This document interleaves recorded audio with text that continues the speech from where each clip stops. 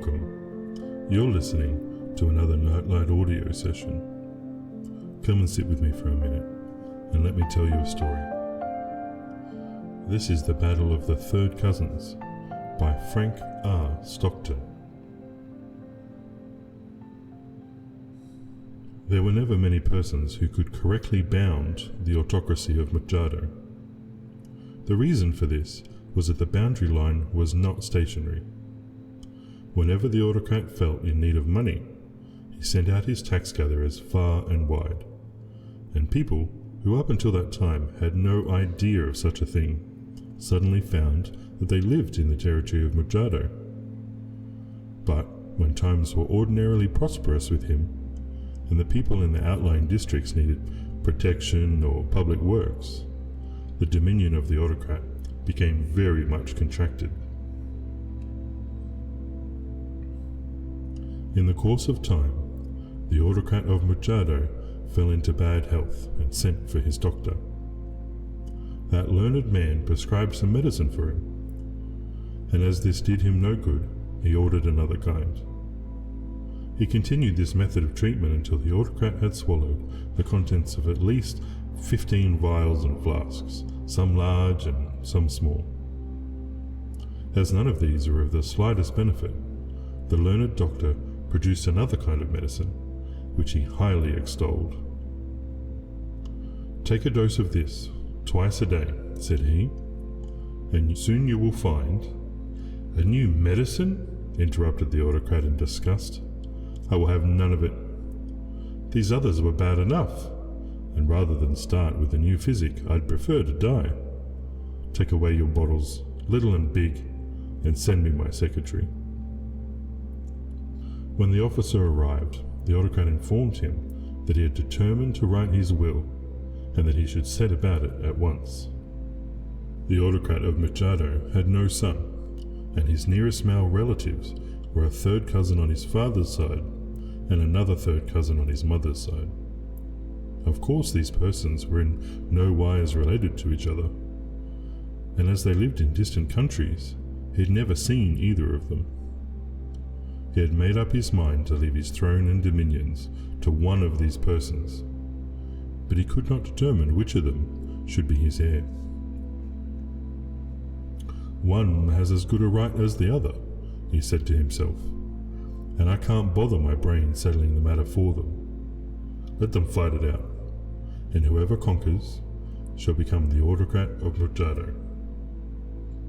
Having arranged the affair in this manner in his will, he signed it, and soon after died. The autocrat's third cousin on his father's side was a young man of about 25, named Albadin. He was a good horseman and trained in the arts of warfare, and when he was informed of the terms of his distinguished relative's will, he declared himself perfectly willing to undertake combat for the throne. He set out for Machado and arrived there in a reasonable time. The third cousin on the mother's side was a very different person.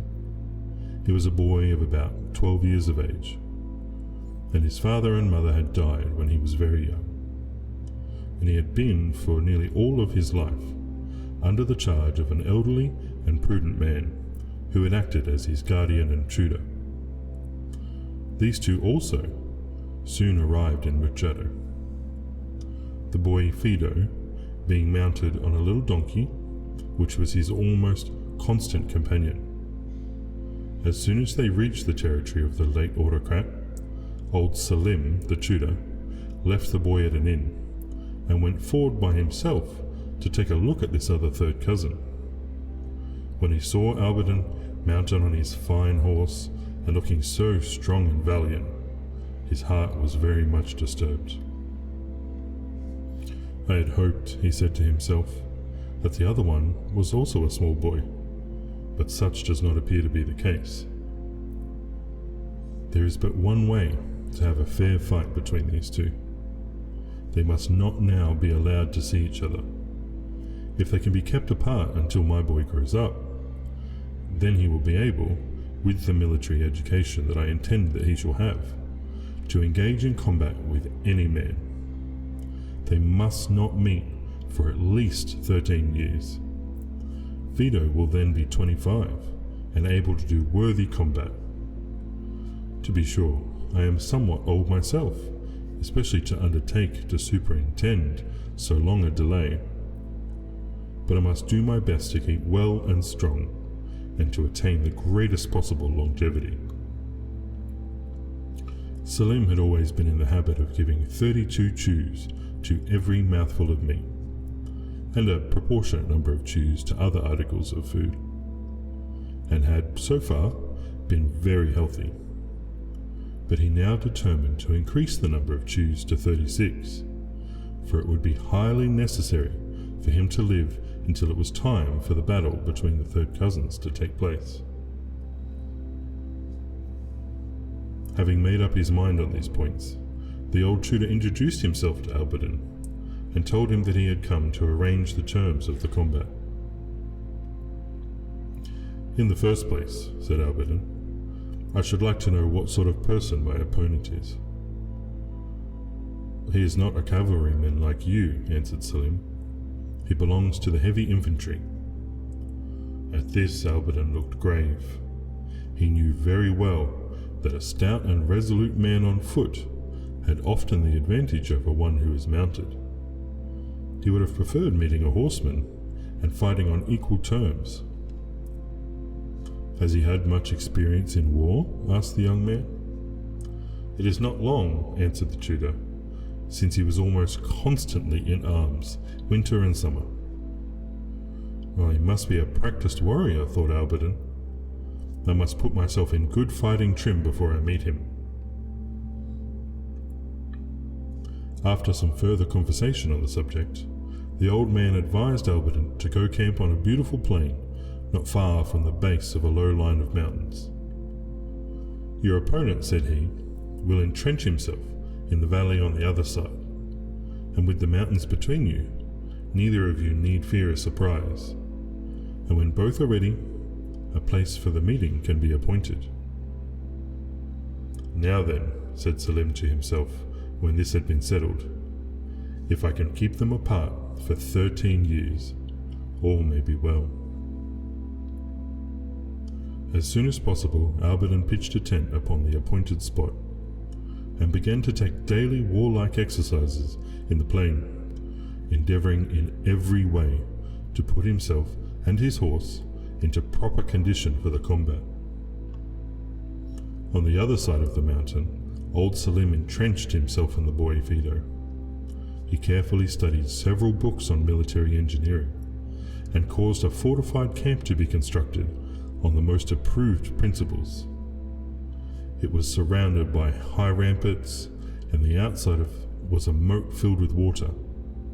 In the centre of the camp was a neat little house, which was well provided up with books and provisions and every other thing necessary for a prolonged stay.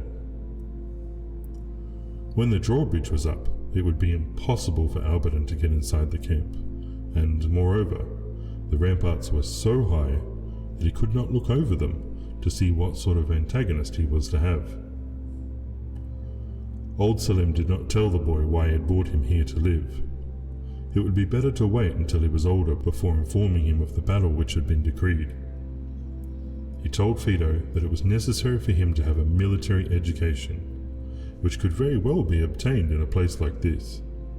And he was also very careful to let him know that there was a terrible soldier in that part of the country, who might at any time, if it were not for the entrenchments, pounce down upon him and cut him to pieces. Every fine day, Fido was allowed to take a ride on his donkey outside of the fortifications. But during this time, the old tutor kept a strict watch on the mountains, and if a horseman had made his appearance, little Fido would have been whisked inside, and the drawbridge would have been up in a twinkling. After about 2 weeks of this life, Fido found it so dreadfully stupid to see no one but his old tutor, and to never go outside of these great ramparts except for the donkey rides, which were generally very short. He therefore determined, late one moonlit night, to go out and take a ramble by himself, He was not afraid of the dreadful soldier of who the old man had told him, because at this time of night his personage would, of course, be in bed and asleep. Considering these things, he quietly dressed himself and took down a great key from over his sleeping tutor's head. He opened the heavy gate, let down the drawbridge, mounted upon his donkey, and rode forth into the moonlit plain. That night ride was a very delightful one, and for a long time the boy and the donkey rambled and ran, first going this way and then that. They gradually climbed the mountain, and then reaching its brow, they trotted about for a while, and then they went down the other side.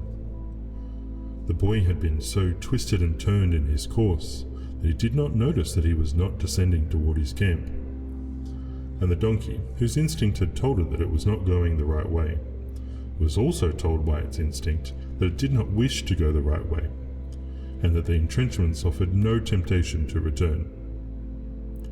When the morning dawned, Fido perceived that he really was lost, and he began to be afraid that he might meet this terrible soldier. But after a time, he saw riding toward him a very pleasant-looking young man on a very handsome horse, and he immediately took courage. "Now," said he to himself, "I am no longer in danger.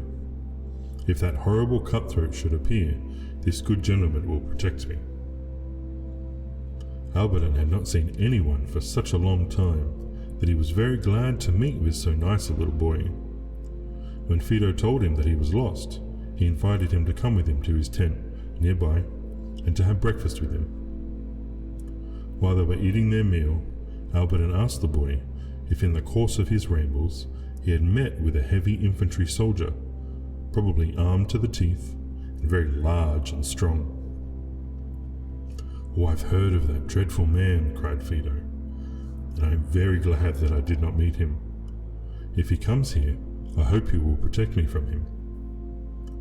"I will do that," said Albertin, "but I'm afraid I shall not be able to help you find your way home, for in doing so I should throw myself off guard, and might be set upon unexpectedly by this fellow, with whom I have a regular engagement to fight. There is to be a time fixed for this combat, for which I feel myself nearly ready, and I have no doubt that my enemy would be very glad to take me at a disadvantage if I were to give him the chance." Fido looked about him with an air of content. The tent was large and well furnished. There seemed to be plenty of good things to eat, and the handsome horseman was certainly a very good-humoured and agreeable gentleman. And, moreover, the tent was not shut up in high and gloomy ramparts. "I do not think you need to trouble yourself," said he to his host, "to help me find my way home. See, I live with my tutor, and I'm sure that when he knows that I am gone, he will begin searching for me, and after a while he will find me. Until then, I can be very comfortable here." For several days the two cousins of the autocrat lived together in that tent, and enjoyed each other's society very much. Then Albertin began to grow a little impatient. "If I am to fight this heavy infantryman," he said, "I should like to do it at once. I am now quite ready, and I think that he ought to be. I expected to hear from him before this time, and I shall start out and see if I can get any news of his intentions. I don't care about going over the mountain without giving him notice, but the capital city of Machado is only a day's ride to the west, and there I can cause inquiries to be made, where he would like to meet me, and where." "I will go with you," said Fido, greatly delighted in the idea of visiting the city. "Yes, I will take you," said Albertin. "Your tutor doesn't seem much inclined to come for you, and of course I can't leave you here." The next day, Albertin on his horse and Fido on his donkey set out for the city, where they arrived in the late afternoon. After finding a comfortable lodging, Albertin sent messengers to the other side of the mountain, where his opponent was supposed to be camped, and gave them the power to arrange for him a meeting. He particularly urged them to try to see the old man who had come to him at first, and who had seemed to be very fair-minded and sensible a person. In 2 days, however, the messengers returned, stating that they had found what they supposed to be the entrenched camp of this heavy infantryman that they had been sent in search of, but that it was entirely deserted, and nobody could be seen anywhere near it. "It is very likely," said Alberdin, "that he has watched my maneuvers and exercises from the top of the mountain, and has concluded to run away. I shall give him a reasonable time to show himself, and then, if he does not come forward, I will consider him beaten and claim the autocracy." "That is a good idea," said Phaedo, "but I think, if you can, you ought to find him and kill him, or at least drive him out of the country. That's what I should do if I were you." "Of course I shall do that, if I can," said Alberdin, "but I could not be expected to wait for him forever." When his intention had been proclaimed, Alberdin was informed of something which he did not know before, and that was that the late autocrat had left an only daughter, a princess of about 20 years old. But although she was his daughter, she could not inherit the crown, for the laws of the country forbade that any woman should become autocrat. A happy idea now struck Alberdin. "I will marry the princess," he said, "and then everyone will think it is the most suitable thing for me to become the autocrat." So Alberdin sent to the princess to ask permission to speak with her, and was granted an audience. With much courtesy and politeness, he made known his plans to the lady, and hoped that she would consider it advisable to marry him. "I am sorry to interfere with any of your arrangements," said the princess, "but as soon as I heard the terms of my father's will, I made up my mind to marry the victor in the contest. As I cannot inherit the throne myself, the next best thing is to be the wife of the man who does. Go forth, then, and find your antagonist, and when you have conquered him, I will marry you." "And if he conquers me, you will marry him?" said Alberdin. "Yes, sir," said the princess with a smile, and dismissed him. It was plain enough that there was nothing for Alberdin to do but to go and look for this heavy infantryman. Phaedo was very anxious to accompany him, and the two, mounted as before, set out from the city on their quest. When old Selim, the tutor of Phaedo, awoke in the morning and found that the boy was gone, he immediately imagined that the youngster had run away to his old home, and he set forth with all possible speed, hoping to overtake him. But when he reached the distant town where Phaedo had lived, he found that the boy had not been there.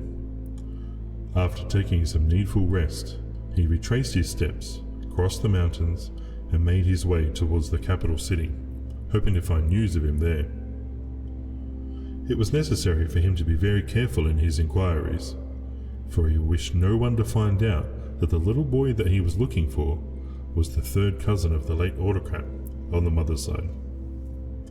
He therefore disguised himself as a migratory medical man and determined to use all possible caution. When he reached the camp of the young horseman Alberdin, he found that personage gone, and his suspicions became excited. "If these two have run off together," he said to himself, "my task is indeed difficult. If the man discovers that it is the boy that he has to fight, my poor Phaedo will be cut to pieces in a twinkling. I do not believe there has been any trouble yet, for the boy does not know that he is to be one of the combatants, and the man would not likely suspect it. Come what may, the fight must not take place for 13 years, and in order that I may still preserve better my health and strength to avert the calamity during that period, I will increase the number of Jews to 42 for each mouthful of meat." When old Selim reached the city, he soon found that Alberdin and the boy had been there, and that they had gone away together. "Nothing has happened so far," said the old man with a sigh of relief, "and things may turn out all right yet.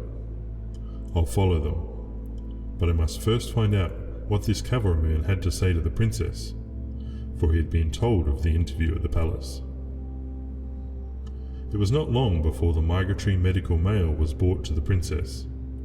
There was nothing the matter with her, but she liked to meet all the persons of skill and learning to hear what they had to say. "Have you any speciality?" she asked of the old man. "Yes," said he, "I am a germ doctor." "What is that?" asked the princess. "All diseases," replied the old man, "come from germs, generally very little ones.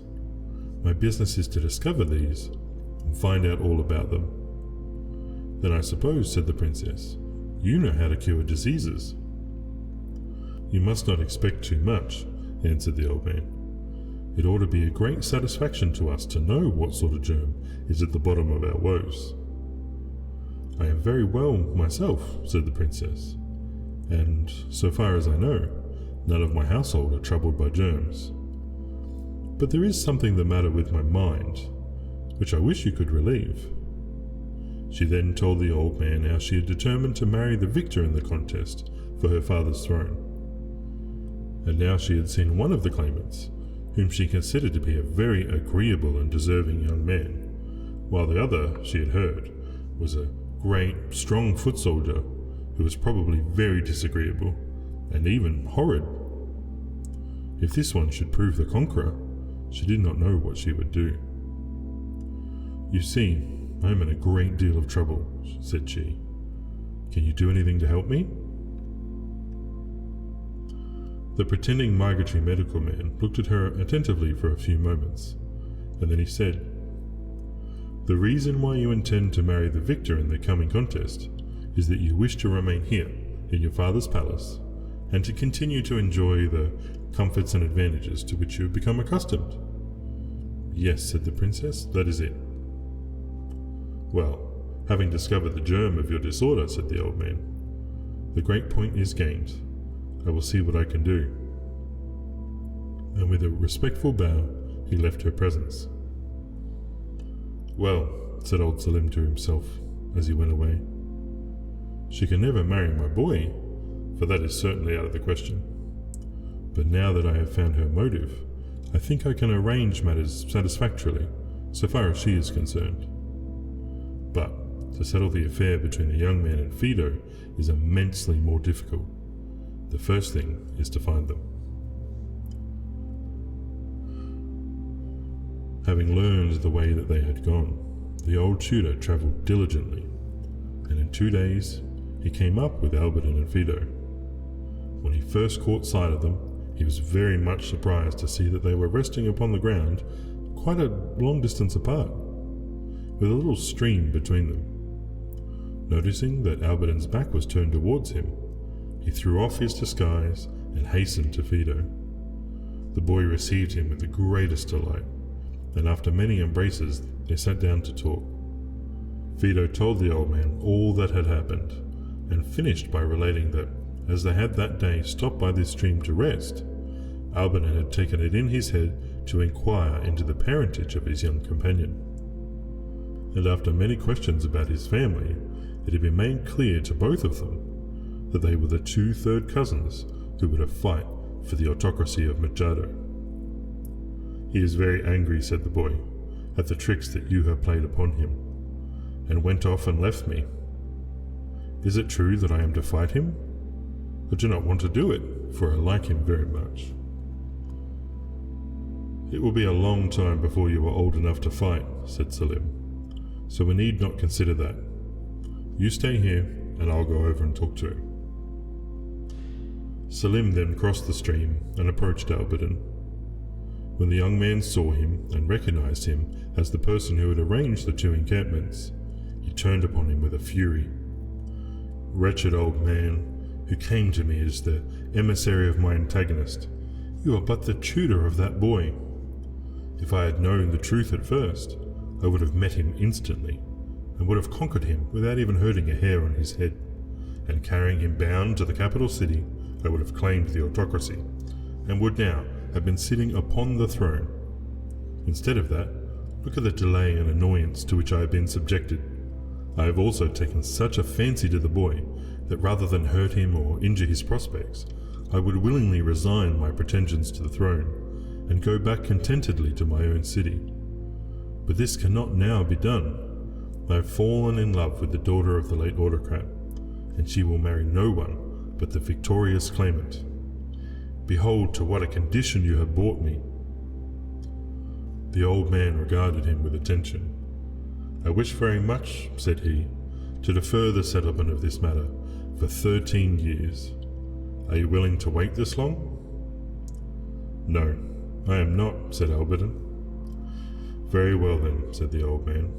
"Each third cousin must retire to his camp, and as soon as matters can be arranged, the battle must take place." "There is nothing else to be done," said Alberton with a troubled voice. "But I shall take care that the boy receives no injury if it can possibly be avoided." The three now retraced their steps, and in a few days were settled down, Alberton in his tent on the plain, and Selim and Fido in their entrenchments on the other side of that low mountain. The old man now gave himself up to deep thought. He had discovered the germ of Alberton's trouble, and in a few days had arranged his plans and went over to see the young man. "It has been determined," said he, "that a syndicate is to be formed to attend to this business for Fido." "A syndicate?" cried Alberton. "What is that?" "A syndic," answered Selim, "is a person who attends to business for others, and a syndicate is a body of men who are able to conduct certain affairs better than any individual could do it. In a week from today, Fido's syndicate will meet you in the large plain outside of the capital city. There, the contest will take place. Shall you be ready?" "I don't exactly understand it," said Alberton, "but I shall be there." General notice was given of the upcoming battle of the contestants for the throne, and thousands of inhabitants of the autocracy assembled on the plain on that appointed day. The princess with her ladies was there, and as everybody was interested, everybody was anxious to see what would happen. Alberton rode into the open space in the centre of the plain, and demanded that his antagonist should appear. Thereupon, old Selim came forward, leading Fido by the hand. "This is the opposing heir," he said. "But as everyone can see, he is too young to fight a battle. A syndicate has been appointed to attend to the matter for him, and there is nothing in the will of the late autocrat which forbids this arrangement. The syndicate will now appear." At his command there came into the arena a horseman heavily armed, a tall foot soldier completely equipped for action, an artilleryman with a small cannon on wheels, a sailor with a boarding pike and a drawn cutlass, and a soldier with a revolving gun which discharged 120 balls a minute. "All being ready," exclaimed Selim, "the combat for the autocracy shall begin." Alberton took a great long look at the syndicate ranged before him. Then he dismounted from his horse, drew his sword, and stuck it point downward into the sand. "I surrender," he said. "So do I," called the princess, running towards him and throwing herself into his arms. The eyes of Alberton sparkled with joy. "Let the autocracy go," he cried. "Now that I have my princess, the throne and the crown are nothing to me." "So long as I have you," returned the princess, "I am content to resign all of the comforts and advantages to which I have become accustomed." Fido, who had been earnestly talking with his tutor, now looked up. "You shall not resign anything," he cried. "We are all of the same blood, and we will join together and form a royal family, and we will all live at the palace. Alberton and my tutor shall manage the government for me until I am grown up, and if I have to go to school for a few years, I suppose I must, and that is all there is about it." The syndicate was now ordered to retire and disband. The heralds proclaimed Fido the conquering heir, and the people cheered and shouted with delight. All the virtues of the late autocrat had come to him from his mother, and the citizens of Machado much preferred to have a new ruler come from the mother's family. "I hope you bear no grudge against me," said Selim to Alberton, "but if you had been willing to wait for 13 years, you and Fido might have fought on equal terms. As it is now, it would have been as hard for him to conquer you as for you to conquer the Syndicate. The odds would have been quite as great. Don't mention it, said Alberton. I prefer things as they are. I should have hated to drive that boy away and deprive him of a position to which the people wish him to have. Now we are all satisfied. Vito soon began to show signs that he would probably make a very good autocrat. He declared that if he was to be assisted by ministers and cabinet officers when he came to the throne, he would like them to be persons who had been educated for their positions, just as he was to be educated for his own. Consequently, he chose for his head of cabinet a bright and sensible boy, and had him educated as a minister of state. For the Minister of Finance, he chose another boy with a very honest countenance. And for the other members of his cabinet, suitable youths was selected. He also said that he thought there ought to be another officer, one who would sort of be a Minister of General Comfort, who would keep an eye on the health and happiness of the subjects, and would also see that everything went all right in the palace, not only in regard to the meals, but lots of other things. For this office he chose a very bright young girl, and had her educated for the position of Queen. Thank you for listening. This has been Nightlight Audio. Dream sweetly.